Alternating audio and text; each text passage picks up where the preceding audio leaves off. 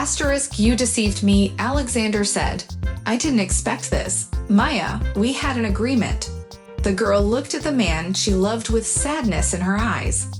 Asterisk, do you think I planned all of this? She asked. That I orchestrated it on purpose? Sasha, even I didn't anticipate it. It just happened. It's just as much of a surprise to me as it is to you.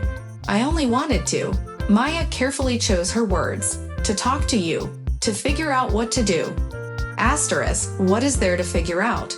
He asked. We had an agreement. I laid out the conditions from the beginning. Asterisk, yes, I remember, said Maya. I agreed to them. But what happened was, I became pregnant. Not intentionally, so don't think otherwise. Now our agreement holds no meaning. Asterisk, it does to me. I still don't want children. I have Yulia, and I don't want any more kids. Asterisk, Sasha, but it's our baby. And it's already here. Asterisk, no, it's not here yet, Alexander said firmly. It's just a fetus for now. You can get rid of it, and we'll just forget about it. Why do you need a baby, Maya? Yulia adores you. I think it won't be long before she starts calling you mom. You have a daughter. What more do you want? Maya met Alexander 2 years ago. The girl had just started a new job. The department head was not just strict. He nitpicked every detail. He scrutinized every comma. Maya felt like she was on the edge of breaking. She simply didn't know how she could continue working in such an environment. One day, when she stayed late at work until around 10 o'clock, a handsome man approached her. Asterisk, hello, he said. I know you're busy, but my name is Alexander. I'm the head of the marketing department. Is it tough working for Anna Petrovna? Asterisk, no, Maya replied cautiously.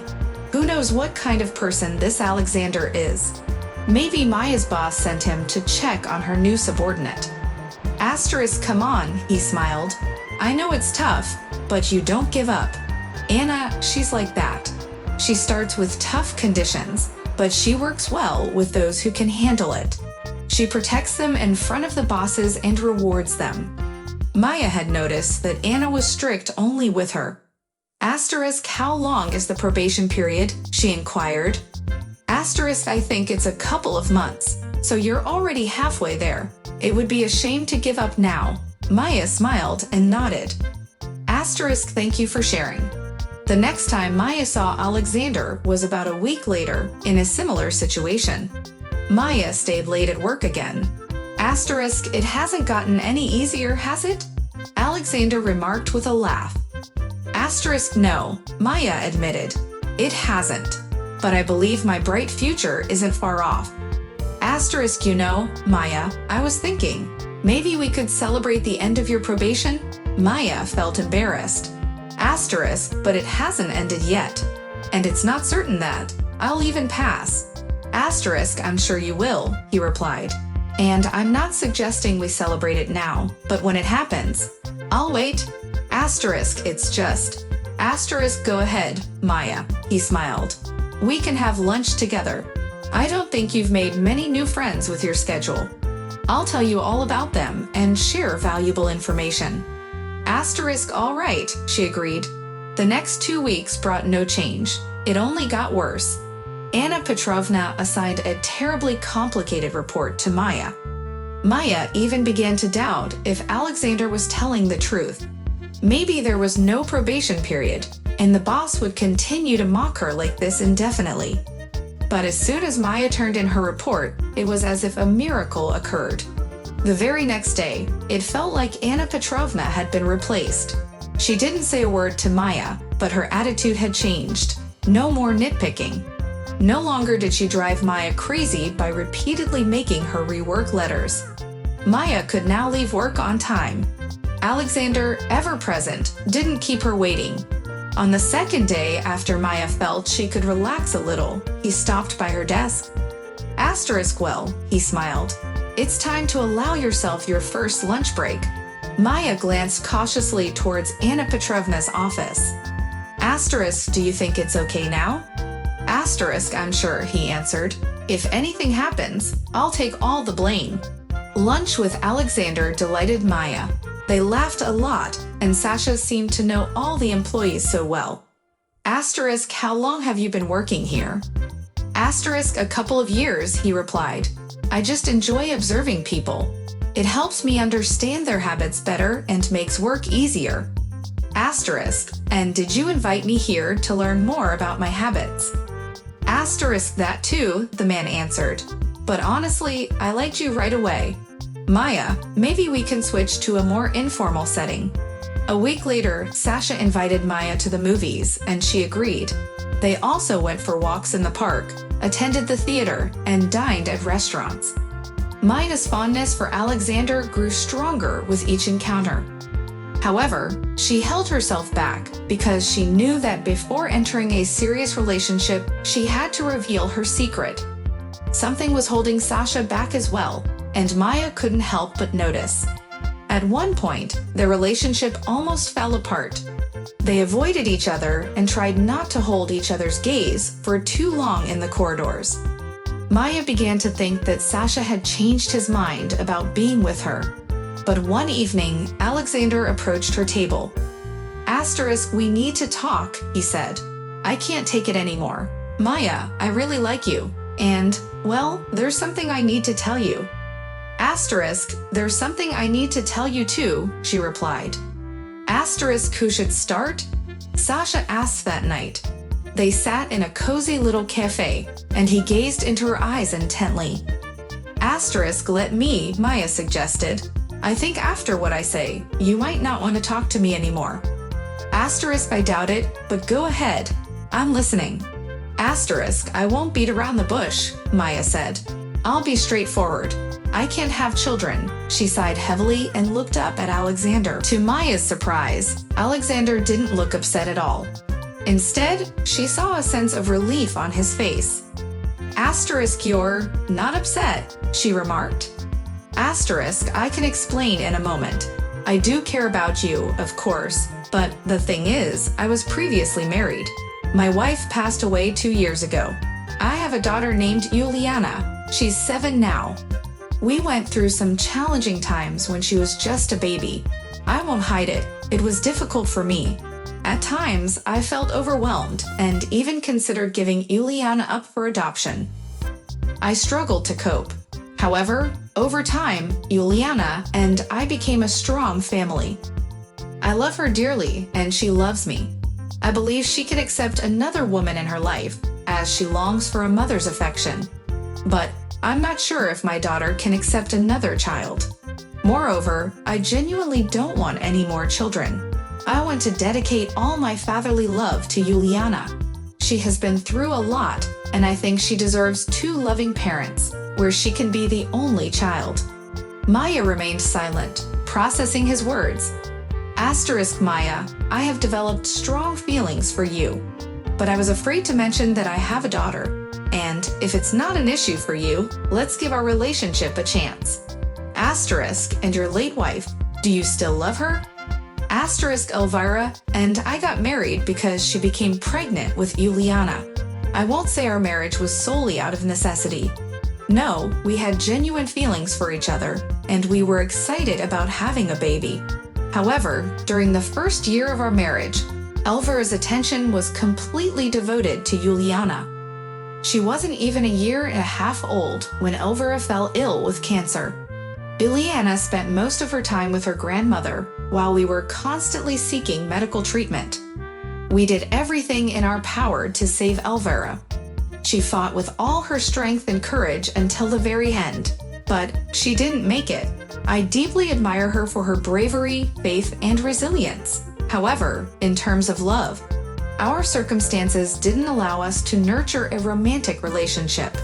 We were constantly battling the situation. In her final moments, we even acknowledged that we felt more like good friends, siblings, rather than husband and wife. I miss her, but more as a dear friend. Maya listened attentively to Alexander's heartfelt explanation. Asterisk, I'm truly sorry for your loss, she finally said. As for our relationship, I do have feelings for you as well. But it seems that it's not solely up to you or me. Juliana will ultimately decide. please introduce me to her?" Initially, Juliana seemed distant and unresponsive towards Maya. She didn't misbehave or throw tantrums. Instead, she simply ignored both her father and Maya. Juliana sat at the kitchen table, absent-mindedly running her fingers across the surface as if tracing an invisible picture. She paid no attention to the doll Maya had brought for her. "Julia, my dear, we have guests," Alexander said. "Your behavior is not acceptable." The girl shrugged nonchalantly, still fixated on the table. "I brought cake," her father reminded her. "Wouldn't you like some cake?" Juliana didn't respond. Maya sat quietly beside Alexander, feeling utterly helpless. She had always yearned for children, and when she received her infertility diagnosis, it felt like a devastating blow. And now, sitting in front of her was a girl who could potentially become her daughter, yet she remained silent, showing no inclination to connect. Maya sighed. The truth was, she had no experience with children, and she had no clue how to engage with them. Juliana, she cautiously ventured. "Maybe you'd like to draw?" The girl shook her head in negation. "Are you bored sitting here with us?" Maya asked again. This time, Juliana nodded. "The girls are playing outside," she informed her father. "Paula has a new doll. She's showing it to everyone, but I don't have one." Juliana, we have guests, and it's impolite." Maya placed her hand on Alexander's shoulder. It's not my place to interfere in your daughter's upbringing," she said cautiously. "But the girls won't wait for her either, and Paula's doll may not withstand another trip outside. If the doll is expensive, her mother may not allow her to take it outside. Maybe she should go and join them. You and I can prepare dinner. Juliana will come back, and we can all have dinner together with tea and cake." Alexander glanced at his daughter. "Don't take too long," he instructed. "I promise," replied a hopeful Juliana. As Juliana dashed outside, Maya looked at Sasha. "I'm sorry. Don't apologize," he reassured her. "Sometimes I struggle to be flexible with her. You handled the situation well. Juliana knows how to show gratitude. You'll see, she'll come back, enjoy her dinner, and willingly engage in conversation with you." "You're a good girl," Alexander said, planting a kiss on Maya's temple. "Honey, I want you to know that you can fully participate in Juliana's life and upbringing. It won't be just my decisions as her father. No, your opinion is incredibly important too. Don't be afraid to speak up. I always value your input. By the way, what do you think of our apartment? Does it feel like a bachelor pad?" A little, Maya admitted. "Let's cook something special. We'll prepare a nice meal for Julia." Maya never expected that she would bond with the girl so quickly. Juliana was warm, well-behaved, and incredibly bright. She rarely threw tantrums, eagerly anticipated the start of school on September 1st, and approached everything with dedication. Juliana was genuinely thrilled to have Maya in their lives, and Maya felt the same way about the girl. They formed a strong bond.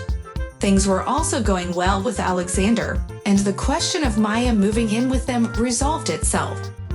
When Alexander suggested that Maya work fewer hours and spend more time at home with Juliana, she happily agreed. Maya spoke to Anna Petrovna, and now she worked part-time, only going to the office 3 times a week. Recently, Sasha proposed to Maya, or rather, it would be more accurate to say that both Sasha and Juliana proposed. Maya loved Juliana as her own daughter and adored Alexander. She believed that a happy and harmonious life awaited them. However, everything took an unexpected turn when Maya started experiencing frequent bouts of illness.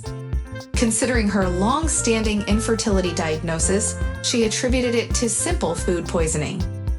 Disliking doctors, she procrastinated on visiting the clinic until her condition worsened significantly. Finally, she decided to seek medical help. The news of her pregnancy came as a surprise.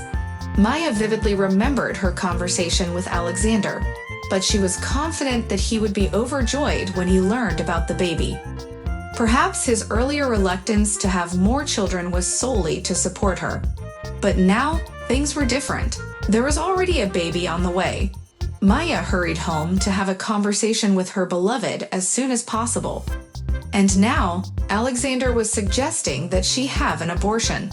Maya didn't argue with Alexander. His decision seemed firm, so she gathered her belongings and returned to her own place. It was challenging for her to adjust to living alone again. She had grown accustomed to the constant activity in Alexander's home and his caring presence. Now she was back to being on her own. However, Maya knew she had no other option. She had to endure the difficulties for the sake of her future child. She deeply missed Yuliana, whom she loved as her own daughter. Unfortunately, Sasha didn't allow them to meet. He believed that Yuliana had become too attached to Maya and feared she would never tire of her presence. At work, Maya approached her strict boss and requested to return to working full-time. Thankfully, her boss didn't object. However, being at work was challenging for Maya. She frequently crossed paths with Sasha, making the situation even more difficult. Quitting her job wasn't an option due to her pregnancy. She needed a stable income to secure a good allowance. Fortunately, Alexander seemed to understand the situation. He made an effort to minimize their encounters and didn't request that Maya change jobs or create additional hardships for her. After about 2 months, Maya started feeling a bit better in the mornings. The constant nausea subsided and she began to enjoy food again. Maya took pleasure in going for long walks. Today, she decided to explore a newly opened square she had never visited before. She purchased a milkshake, settled on a bench, stretched out her legs, and closed her eyes, savoring the moment. Maya, Maya, she suddenly heard a voice. Before she could fully open her eyes, someone jumped into her arms. I missed you so much. Maya embraced Yuliana tightly. I missed you too, she sincerely replied to the girl. You've grown up. Maya nodded, her heart heavy with mixed emotions. Yes, she replied, trying to sound composed. Your daddy and I had some things to figure out, but I'm here now. I missed you too, Yuliana. I'm sorry if I made you sad. Maya wished she could shield the young girl from the complexities of adult decisions, but she knew she had to be honest with her. Yuliana looked up at Maya with hopeful eyes, seeking reassurance. I want everything to be all right too, Maya said softly. But sometimes life is complicated, and adults have to make difficult choices. We'll do our best to make things better, I promise. Before Maya could divert the conversation, a stern voice interrupted them. Yuliana, how could you run away like that? What if something had happened to you? You need to be careful and not talk to strangers. Yuliana's grip tightened around Maya, seeking comfort and protection. Maya isn't a stranger, Yuliana insisted, clinging to Maya. She's going to be my dad's wife and my mom, right, Maya? Yuliana's innocent words pierced through Maya's heart, filling her with both guilt and longing. She questioned her choices, wondering if she had made the right decision to prioritize her unborn child. But deep down, she knew she couldn't turn back. Maya gently stroked Yuliana's hair, her voice filled with love and regret. You're right, Yuliana. I care about you, and I care about your daddy too. We'll figure things out together. But for now, let's focus on enjoying our time together, all right? Yuliana nodded, finding solace in Maya's presence. Maya silently vowed to navigate the complexities of their situation with care and love, hoping to build a brighter future for both Yuliana and her unborn child. Maya cradled the little girl in her arms, cherishing the precious moments they had together. Yuliana, why don't you go for a walk with your aunt? And I promise I'll come to see you soon, okay? Maya suggested, her voice filled with warmth and affection. Okay, but soon? Yuliana asked hopefully, her eyes searching for reassurance. I promise, Maya replied, her heart aching at the thought of being separated from Yuliana. She knew she had to talk to Alexander and hoped he would allow her to maintain a connection with the girl, even if it was just occasional visits. As Juliana leaned closer, she whispered softly into Maya's ear, "And tell Daddy that I don't like the new nanny at all. She's always scolding me," Juliana shared, seeking solace and understanding.